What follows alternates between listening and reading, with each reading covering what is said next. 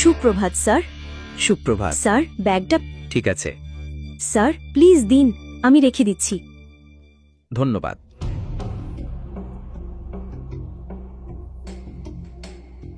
সেই সময়ে এক কল আসে আমেরিকা থেকে।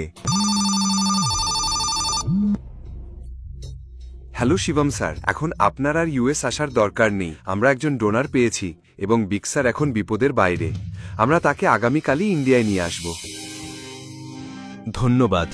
আমি খুব ভয় পেয়ে গিয়েছিলাম। আমাকে আপডেট দিতে থাকো, ঠিক আছে? ঠিক আছে।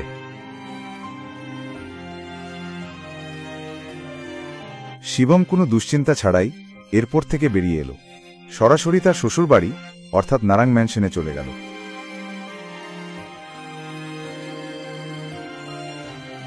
শিবম প্রতিদিনের মতো দৃষ্টির অফিসে গেল, নিজের চিন্তায় ডুবে থাকা অবস্থায়। তার হাতে দৃষ্টির জন্য লাঞ্চ ব্যাগ, কানে ইয়ারফোন। সুপ্রভাত মিশ্রমা, আজ আপনি কেমন আছেন? আজকের দিনটা খুবই সুন্দর, তাই না? হ্যালো, আপনি কেমন আছেন? আপনি এটা কি? আপনি এত টেনশনে কেন? আপনি সারাক্ষণই চাকরের মতো কাজ করে যাবেন নাকি একটু নিউজটাও দেখবেন? আপনি এত বড় ব্যবসায়ীর জামাই, অথচ ব্যবসা সম্পর্কে কিছুই জানেন না।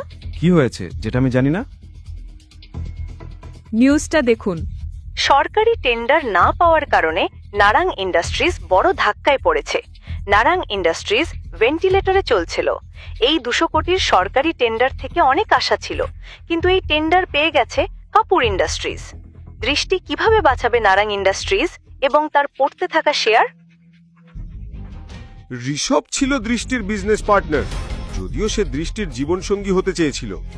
কিন্তু দৃষ্টির দাদু তাকে জোর করে বিয়ে দিয়ে গেলেন এক গরিব রাস্তার ছেলের সঙ্গে, শিবমের সঙ্গে, যে রাস্তার পাশে কুলচা বিক্রি করত।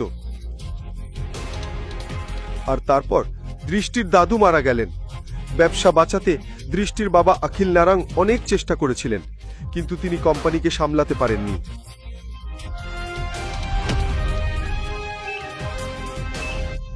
এই মানসিক চাপে তার শরীর খারাপ হয়ে যায়। লোকসান বেড়েই চলেছিল, তাই দৃষ্টিকেই দায়িত্ব নিতে হয়। যদিও চাইলে ঋষভ তার বাবার বন্ধু মিস্টার নারায়ণের সাথে কথা বলে দৃষ্টিকে সাহায্য করতে পারত, কিন্তু দৃষ্টির সঙ্গে এনগেজমেন্ট ভেঙে যাওয়ার পর সে ঠিক করেছিল সে দৃষ্টিকে আর কখনো সাহায্য করবে না।